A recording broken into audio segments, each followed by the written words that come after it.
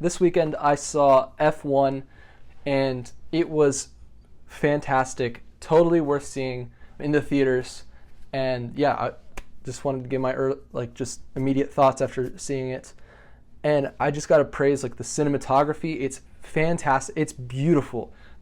I felt like I was actually in the car in many scenes in the movie. It's high paced. Each of the race scenes fantastic. It really felt that I was on the track. And the CGI, if there was any CGI, was like non-existent. There were like a couple scenes remembering like older like racing movies, and like they did it so much better than those scenes. Like kind of non-spoilery kind of spoiler.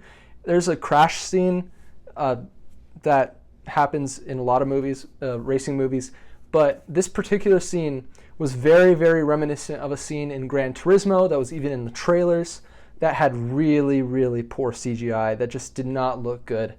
And this movie was able to do almost not a recreation of that scene, but a very similar scene to that, and it was unnoticeable at all. Knowing the director Joseph Krasinski, who also did Top Gun Maverick, there's probably very little CGI, if there was any at all. He seems to try and, like Christopher Nolan, try to avoid CGI whenever he can. The score was solid, the soundtrack was solid by Hans Zimmer.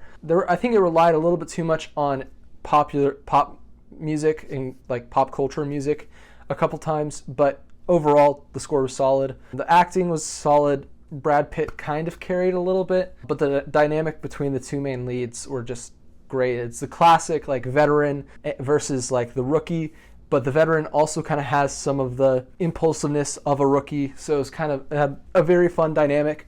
And the plot, while kind of stereotypical, was done pretty well. Like it was done good. Yeah, and so I would say it's better than Gran Turismo and almost as good, maybe a little worse than Ford v Ferrari. But Ford v Ferrari was fantastic. And I'd say if Gran Turismo was like a 5 or 6 out of 10 and Ford v Ferrari is like an 8 out of 10, I'd say F1 was like 7.5 to 8 out of 10. Fantastic. And it's blowing it out. It seems to be blowing both of those movies out of the water like at the box office. Opening weekend is projected to be about $140 million for F1. Gran Turismo only had 7.4 million, and that was following, not 7.4, 17.4 million, and that was following Barbenheimer, and that was a crazy, like late July, early August, and that came out mid-August, and so yeah, it did not ride the coattails of Barbenheimer. Ford v Ferrari had 31.5 million opening weekend. That kind of makes sense. 2019 had a lot of billion-dollar movies, so it kind of makes sense that it did well, but not extremely well its opening weekend. The fact that F1 is outperforming these two movies while also being an original movie is, I think, a really good thing. For example, in June and in July, there's a ton of sequels and reboots that have been coming up. The number 2 movie at the box office for the entire year so far is Lilo and Stitch, which is a live-action remake. You have the How to Train Your Dragon remake, which has dominated the box office these past 2 weekends. You have Megan 2. You have 28 Years Later, which is the third in the 28 Days Later trilogy, that's a sequel. Next month you have Jurassic World Rebirth, which is kind of a sequel / reboot, like both at the same time. You have Superman, which is a reboot. You have Fantastic Four, which is a reboot.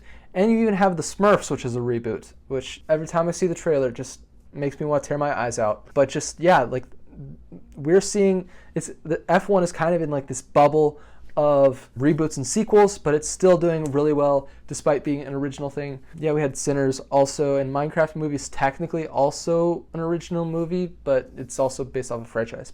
So we're seeing like definitely some dominating original movies, especially with Sinners, and then now F1 seems to be doing pretty well. And I think that's a really good sign that we're starting to hopefully get more and more non-sequel and non-reboot movies. I mean, obviously there have been tons of movies that have released this past year that are completely original. The Phoenician Scheme, for example, by Wes Anderson.